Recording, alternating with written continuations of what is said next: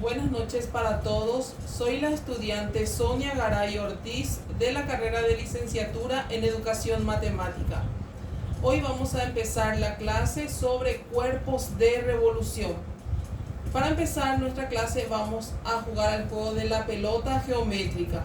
Vamos a lanzarnos esta pelota unos a otros con la consigna de que cuando caiga al suelo vamos a comenzar la clase. Cada vez que un estudiante toca la pelota tendrá que decir una palabra relacionada a la clase anterior sobre poliedros.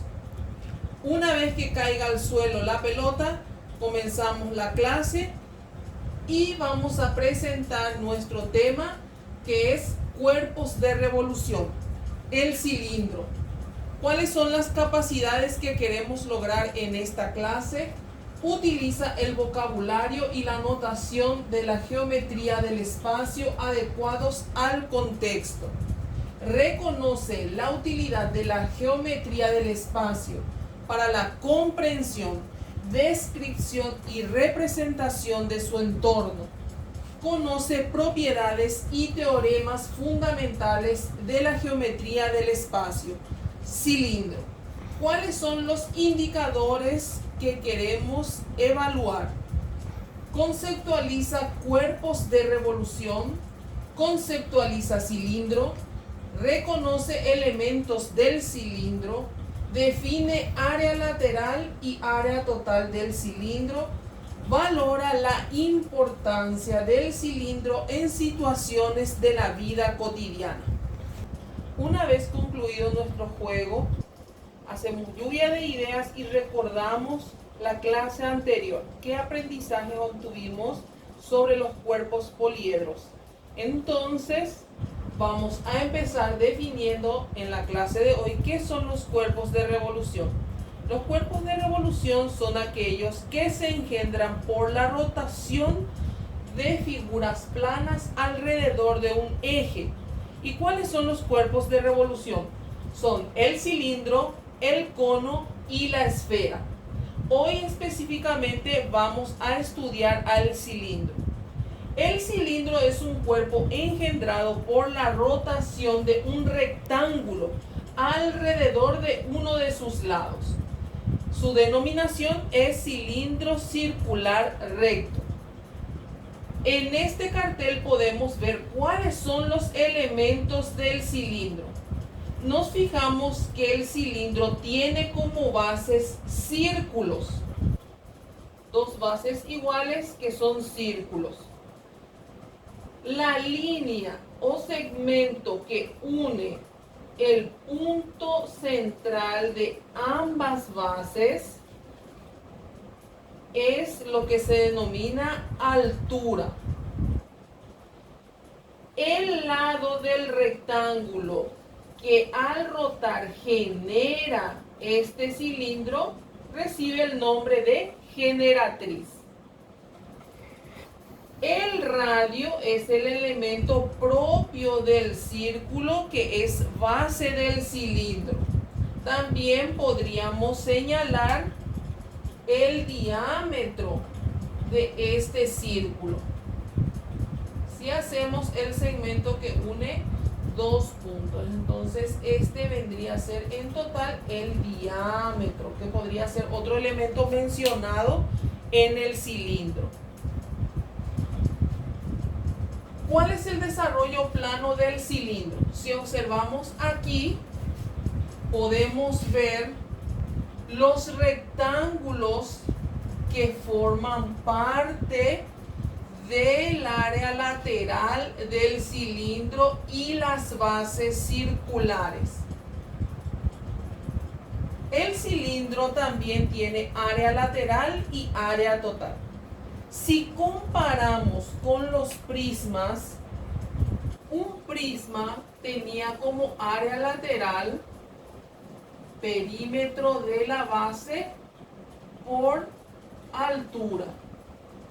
Si sustituimos perímetro de base por la fórmula de circunferencia, entonces podríamos decir circunferencia por altura.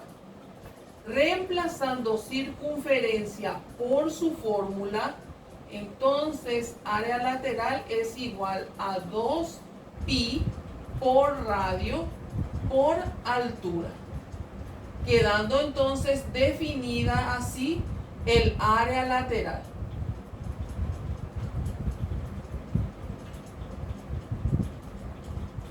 También el área total podemos compararlo con el área total de un prisma, escribiendo entonces área total es igual a área lateral más 2 por el área de la base. Si sustituimos área lateral y área de base por sus fórmulas, entonces tenemos área lateral que ya establecimos en esta fórmula como 2pi por radio por altura más 2 por área de base vendría a ser fórmula del círculo. Entonces sustituimos por pi por radio al cuadrado. Podemos simplificar esta fórmula haciendo factor común 2pi por radio. Entonces quedaría de este término quedaría altura y de este término quedaría radio. Entonces queda la fórmula del área total del cilindro 2pi por radio altura más radio. Y estas dos fórmulas se utilizan en situaciones problemáticas dadas que involucren al cuerpo de revolución que estamos estudiando, que es el cilindro. Tenemos varios ejemplos que usamos en la vida cotidiana.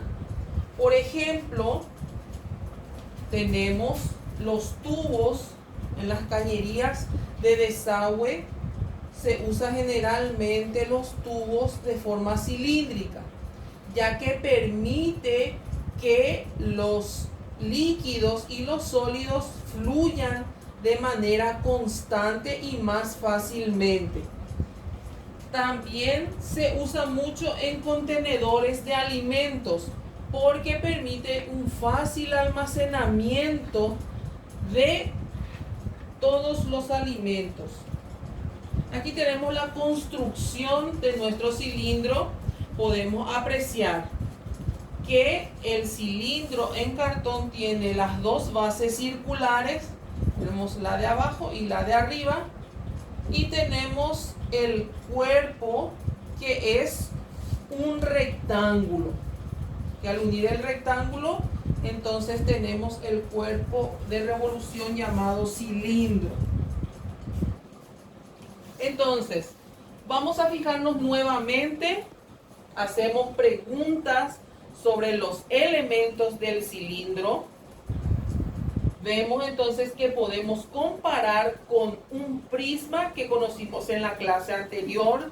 Podemos preguntar cuáles son los elementos, cómo se compara con un prisma y nos evaluamos realizando las actividades del tipo contesto, donde vamos a ver si comprendimos las definiciones, los conceptos dados durante la lección.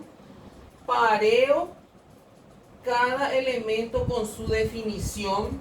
Contesto con falso o verdadero justificando la respuesta falsa. Completo la frase y dibujo un cilindro y señalo sus elementos. Una vez que terminamos las actividades, compartimos los resultados y también valoramos lo que hemos aprendido hoy a través de ejemplos dados en la vida cotidiana. Despejamos las dudas y nos despedimos hasta la siguiente clase.